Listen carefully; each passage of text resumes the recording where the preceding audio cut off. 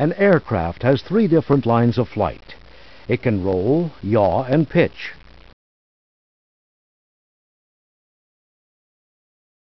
Rolling is rotating the plane along the axis of its fuselage and is accomplished by turning the control so that the ailerons on the wings are up on one side and down on the other.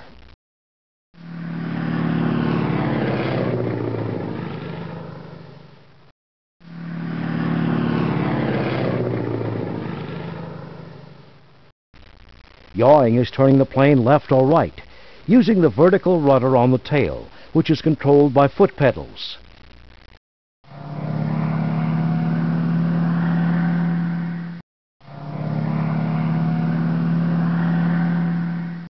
The pitch of a plane is its angle of ascent or descent, and is controlled by the elevators in the tail.